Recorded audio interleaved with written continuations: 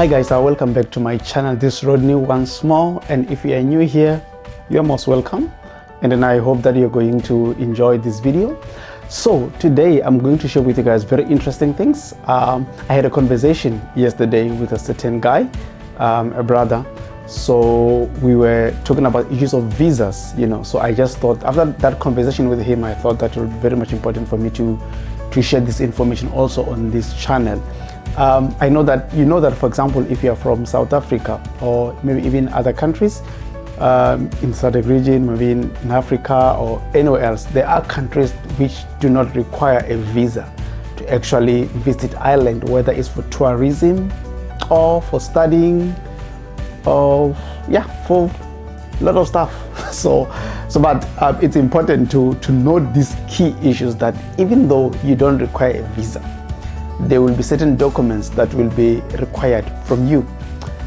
For example, you will need to have your return ticket back home. For example, you're coming here to visit Ireland, tourism purposes. They're gonna, even when you get to the airport, they're gonna say, okay, fine, you have your passport. Okay, yes, my passport. But on top of that, they will need a return ticket from you. It says, okay, fine, you are not coming here to stay. You are just coming here to tour. And then you also have a ticket to go back home to your country. Secondly, they will need you to have sufficient funds. They will need your bank statements to prove that you have money that will be able to sustain yourself for the duration of your visit in Ireland. And again, they may also need your your travel insurance, your medical insurance, for in case anything happens to you, so that you'll be able to get hospital care and all those things. And what else? And also your proof of reservation for accommodation. Where are you going to stay? They're going to need that information, because you can't just rock up and you don't know where you're going to stay. So that one is very much important. It's either your hotel reservation are there, or if you are visiting somebody, that person should actually write a letter to you inviting you to come to Ireland, and also put some supporting documents such as their passport, or maybe if it's visa pages, of course. But for people who don't need visas, obviously they won't be able to produce that. And maybe it will also be important for that person to also maybe send you their bank statement, financial means that they can be able to host you, just for in case it's needed. So basically it's not about that you will just come here because you don't require a visa and you will just walk into immigration officer and be like, here's my passport, and they're like, oh great, Rodney, you're welcome, move on. No, it doesn't work like that. So these are some of the important information that we need to have, to say that, like, even if the country does not need a visa for you to visit, but there are certain documents that they are going to need from you, unless otherwise, if other people, maybe you have been to another place wherein they never required those things. So but unfortunately here in Ireland, that's how it works. They're going to need those critical information. Right. So if you had questions about that, I hope it clears that. For example, when I came here as a student, they required me to see my proof of registration. No, not proof of registration, sorry. My proof of acceptance at the university. They also wanted to know where I'm going to stay. I needed to produce documents for that, my accommodation. They also needed to know how am I going to sustain myself. So obviously, if you have got a scholarship, they're going to need the proof of funding from your sponsors and all those things. But again, you see, I came from South Africa. I don't need a visa to come here. But apart from my passport, they need the documents to check why am I here, my purpose of being here in Ireland. So those are some of the information. So if you plan one day to come and visit here for tourism, you should just keep that at the back of your mind, that there are certain documents that they're going to need, just to make sure that you will be able to sustain yourself while you are here. Right, good. Moving on. So secondly, I thought it would be important to talk about the Schengen Visa. I know that people who, most especially those who want to come and study here, and also those who want to come and work here in Ireland, they will ask, like, so how do you travel around Europe? It's unfortunate that Ireland is not part of the Schengen zone. So basically the Schengen zone, what happens is that countries that are within the Schengen zone, if you get a visa for one country, For example, you get a visa for France, it means you can travel to all those other countries. I can't remember whether it was 26 in the Schengen zone, I can't remember, but you can travel to all those countries through one visa that you got through one embassy or one country, which is very much great. But unfortunately, as I've said, Ireland is not part of that. So meaning that even if you have a visa to Ireland, you will still need a visa to go to France, even though Ireland is in Europe, you understand? So those are some of the issues. So with the Schengen visa, it's costing 80 euros now here to apply for it. And then so you are able to make this application. So they're just going to need your, maybe if you are a student, they're going to need your proof of registration, or maybe even a letter from your university that proves that you are a student here. And they also request that they assist you with the Schengen visa for you to travel around. And you should know the days that you're going to travel. For example, I went to France, so I had to book a hotel in France. But with that one, you can, you can book for it. You can book a hotel and apply. And then also flights, you need to book flights also. So basically just make sure that you have all the documents that they will require and more, so that at least you know that it's certain that they're going to give you the visa. And sometimes it's also important to apply on time. Very, very, very key. Applying on time.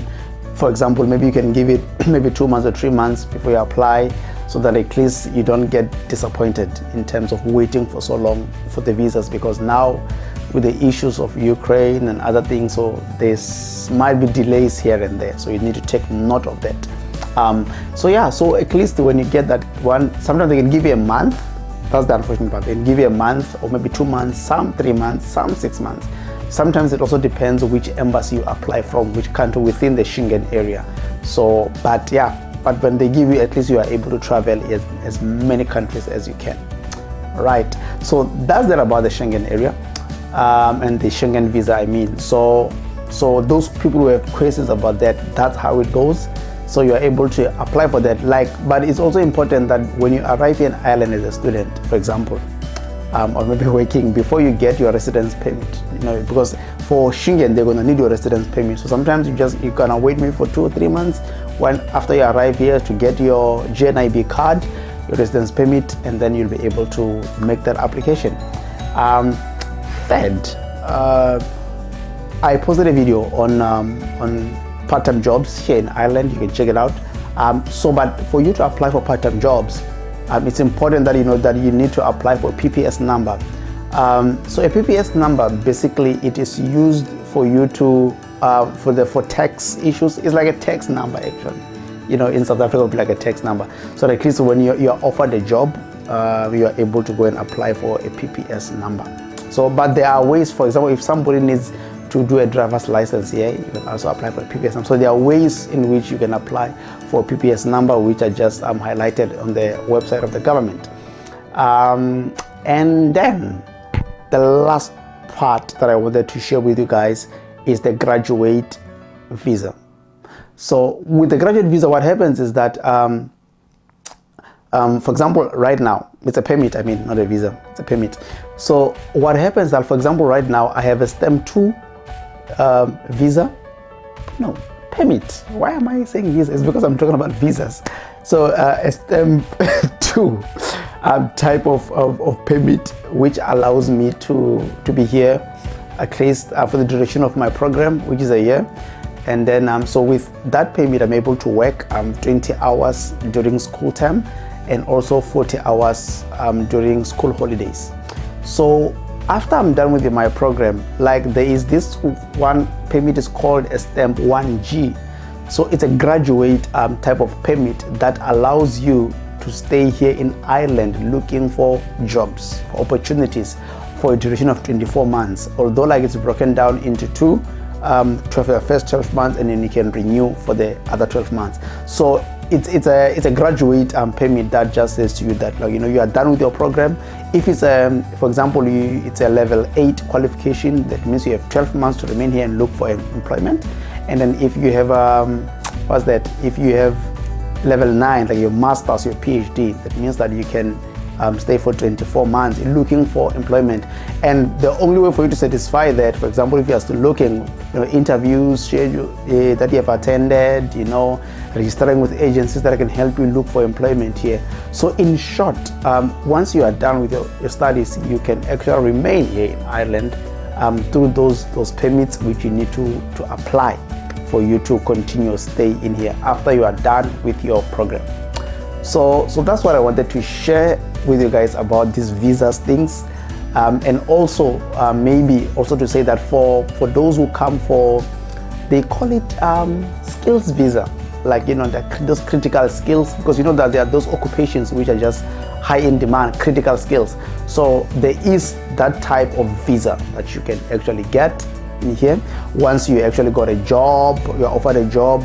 And then, but with that, they're saying that you need to actually be offered a job that's going to pay you like maybe 30,000 euros and above. That's a skills type of like cap. Yeah. And the non-skills, they talk about something like 64,000 euros, something like that. But you can do more research about that. So you can also get that. And the nice thing about the skills visa is that you can bring your dependents with you. You can bring your spouse, your partner to Ireland because you got a job. So that's the other thing that these are some of the things that we need to know how it works and stuff, so that that okay, if you get offered a job here within the skills bracket, skill bracket, and then you can also bring your family. But even if it's not in that case, if you get offered a job here, yeah, your family can come along on a spousal visa, yeah, dependent visa, family visa, yeah. So that is that. So I hope that information is helpful. And then if you guys have other questions, always drop the questions on the comment section. And if there's other videos that you think maybe I should assist in doing and clarifying some of the things, let me know. And then I will just review it and possibly make that video available for you guys. So I hope this information was helpful. And if it was, please just hit the like button and don't forget to subscribe to the channel. Let's make it grow. It's encouraging for me to keep on sending you guys videos when now you say something and we keep the channel growing. So I'm gonna see you in the next video. Bye.